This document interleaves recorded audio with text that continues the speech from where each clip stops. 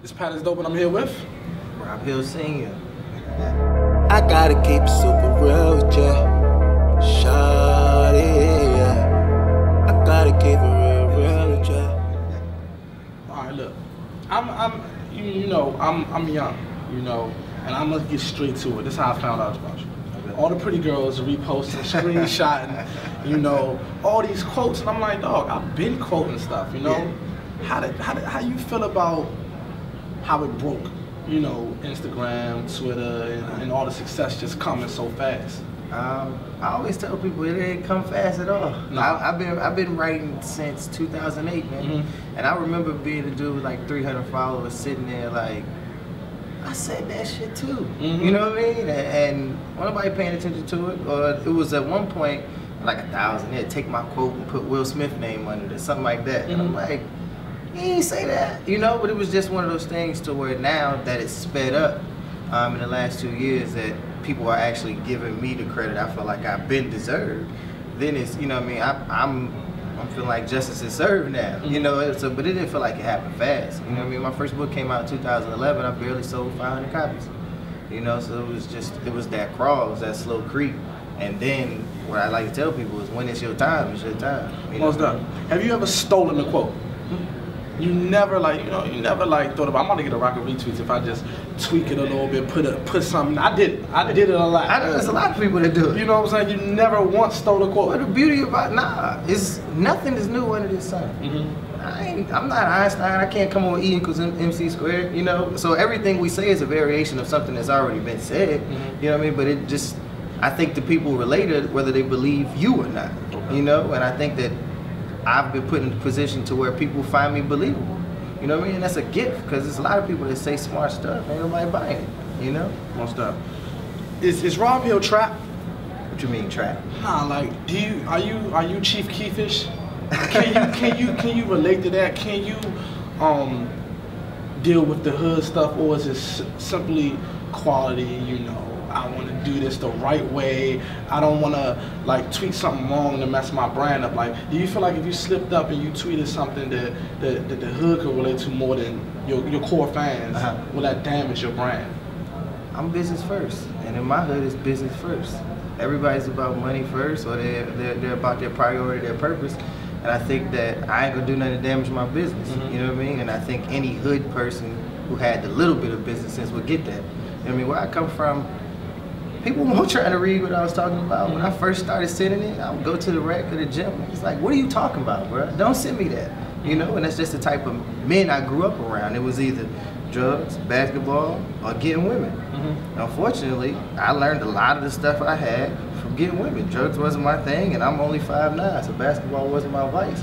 You know what I mean? But I got it wrong with women a lot. So talking about relationships and the way I'm trying to do it is really, one, so my son don't grow up with no options, and two, so hopefully I can be happy one day. You know what I mean? Before we get into the tour, let's talk a little bit about the background and coming up. Did you go to school? What was your favorite job working? How did the hustle really start before all the books and writing stuff? Well, I grew up in Chesapeake. It's an area called Camelot. And I graduated at 17. My peoples kicked me out like 3 weeks later. I was just hard-headed. I wasn't listening. I was disrespectful. I have nowhere to stay. I started at Norfolk State. My boy Zach let me sleep in his dorm. I saved up, bought a car, sleeping in the back of that sometimes, sleeping on this girl dorm, that type of situation for the better part of 2 years. 2007, I found out I'd be a dad. My son came January 19th, 2008. And I was working in the mall. How everybody had the cell phone accessories, Okay, you working with the stands. I was screwing on antenna lights, changing the cases, that type of stuff. And that shit just wasn't working, man. And I knew at the end of the day, we was about to eat off of this at all, I flunked out of school twice in that period, lost my best friend, who I got a tattoo right here. I lost him, he was 18, never got to see 19. And it was just one of them things to where I was like, something gotta change. So I joined the Navy in April 2008. I joined the Navy. My son needed surgery on his head, and they said they'd pay for it, and they said they would send me back to my area. So I joined 8 days. Nice. Signed the papers, and I was gone in 8 days. And in that's when I really, I was always writing. My mom's a writer. I was always writing, but I was really not committed to it at all. So when I joined the Navy, I really established that I was going to be a writer. Like, boom, I'm going to put it out every day. And I had this series called Thoughts for the Day, and I grew an email contact list from like 22 people to like 3,000 between 2008 and 2011. And then that's when I got on Twitter. And following started from there, and it started growing that way.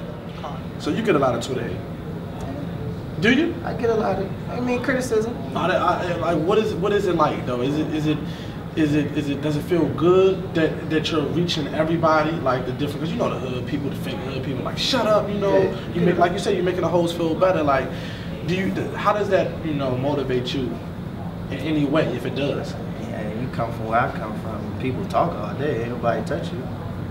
At the end of the day, I like to tell people that I've never been weak enough to care about being called soft. That's for people who haven't been tested. I've been tested. I don't care. At the end of the day, it's on the internet. Yeah.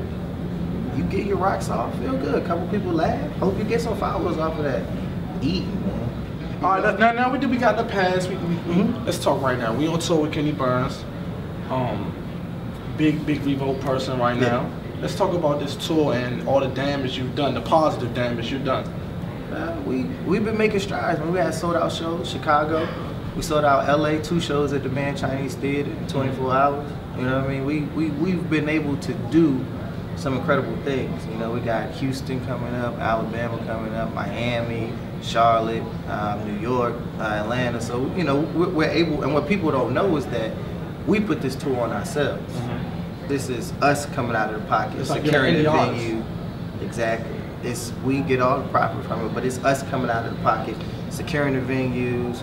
When I need my team to fly out, whether it's my cameraman, my assistants, and whoever's gonna sell my books, that's me coming out of the pocket, securing the hotels, doing all that stuff. But what we're trying to teach people is about ownership.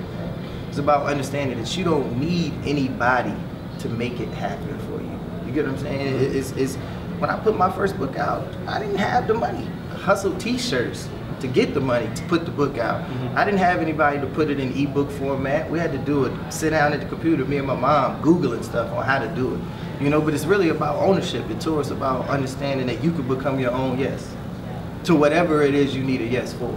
And that's the essence of, we tell people living life for a living tour is living a life you don't need a vacation from.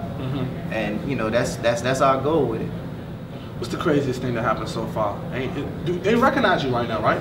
Yeah, they recognize you everywhere. I get love, yeah, everywhere. What's the craziest thing a fan has ever done? Well, the most humbling thing for me is when they cry, man. You never understand. I had a lady in LA telling me that at her lowest point she found my words, and for every person who ever said anything negative or whatever, right there, it's all good for me.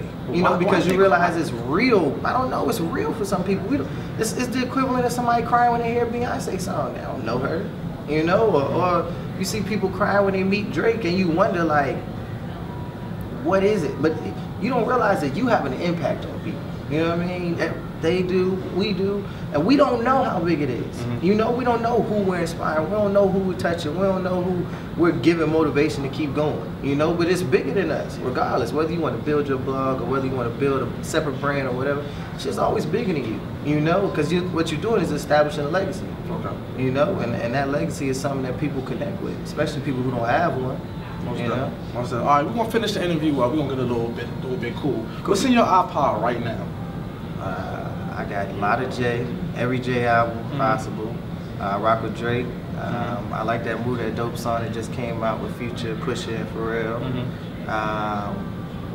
I like War Ready, but I feel like Jeezy took that whole track over, which I rock with. I think it's garbage, but the hook is trash, but it's cool. It's very bad, but I think Jeezy really shined on it. I thought Ross could have did better. I like the West Coast artists. I like Eric Bellinger. I like YG. I like Problem. Yeah, those are Drake, my boy. He gotta be, because you could probably write some lyrics for Drake. You think? He most relatable to me, man. He most relatable, man. He ain't trying to be nothing he not, and I feel like he won because of that. You know, you get a lot of people who perpetrating and everybody's soul measure weight and blah blah blah. Personally, I didn't. I got a lot of girls, and I learned from it. You know what I mean? So I can write about it, and he can rap about it, and you know, we can live exactly what we putting out there. You know, I think that's a more realistic picture. I would rather stand for that. You know, I ain't got to go retract shit after I say it. You know. How big is Valentine's Day to you, or has it ever been a big day since you're a ladies' man? Nah. I mean, when you spread yourself thin, it's hard to kind of pull it all together for one person on Valentine's Day. You know what I mean? But I appreciate what it stands for. I mean, I know it's a big consumer day. You know, so as far as business goes, I appreciate what it stands for, but I don't ever get too ate up in it. You know, I haven't tweeted about it or talked about it today. You know, it's a day for the lovers, and I salute those who take part in it, and those who don't, cool. What's in your closet right now besides J's? I see you wear a lot of J's, you know. What else is in your closet right now? I've been on my Del Toro kick. I like them from the slippers to the sneaker. I really just rock Levi's for the most part. I've been big on play clothes. I'm cool. They lace me, so I rock with the brands who reach out. I rock with Rockaway and BBC. They show love too, so that's pretty much a lot of what I have. Dress codes, of course, I do my suit thing. I say those are special occasions. All right, last question for the ladies. You got $200. Okay. You gotta take her on a date with $200. What you want to do with it? It's easy. We can do anything. If I'm in DC, I take her to Art Jams. They got a nice little spot where you can drink, paint, you know what I mean, have conversation. We might go do hookah. We can go, we can get on that little tour bus to take you around the city for real. And we can talk. To me, it's options. It ain't the money don't really matter. The money do matter, because they say, man, I want to stunt. I gotta, you know, I got a valet. Yeah. I got a tip. That's already $40 right there. Okay. So, you know, I gotta buy an outfit. So I mean, I gotta get a haircut. To me, all of that is the equivalent of somebody who got to put on a big show and somebody who's just dope and they can come on stage with them. Like, you know what I mean? I don't feel like I got to do all of that. I feel like my conversation is going to be enough, and I feel like personality-wise, I can carry a date for less than $200.